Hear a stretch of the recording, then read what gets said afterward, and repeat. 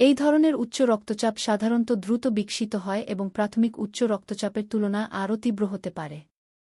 Secondary হাইপারটেনশনকে trigger করতে পারে এমন স্বাস্থ্যের অবস্থার উদাহরণগুলি হল অবস্ট্রাকটিভ স্লিপ অ্যাপনিয়া, থাইরয়েড সমস্যা, কিডনি রোগ, জন্মগত কার্ডিয়াক ত্রুটি, কিছু ওষুধের পার্শ্ব প্রতিক্রিয়া, অ্যালকোহল অপব্যবহার এবং অত্যধিক ব্যবহার, অবৈধ মাদকের ব্যবহার, অ্যাড্রিনাল গ্রন্থি রোগ, কিছু এন্ডোক্রাইন বৃদ্ধি বা টিউমার।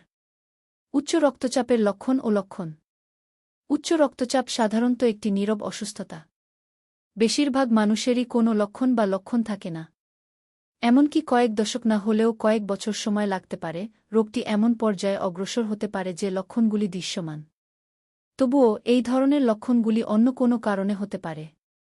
যাই হোক, গুরুতর উচ্চ রক্তচাপ নিম্নলিখিত লক্ষণগুলির কারণ হতে পারে: শ্বাসকষ্ট, মাথা ব্যথা, নাক দিয়ে রক্তপাত, মাথা ঘুরছে, ফ্লাশিং, বুকে ব্যথা, দৃষ্টিভঙ্গির পরিবর্তন, প্রস্রাবে রক্তের চিহ্ন।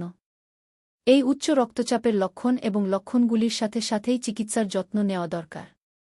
যদিও তারা শর্তযুক্ত প্রতিটি ব্যক্তির সাথে ঘটে না, তবে উপসর্গটি দেখানোর জন্য অপেক্ষা করা প্রাণঘাতী হতে পারে।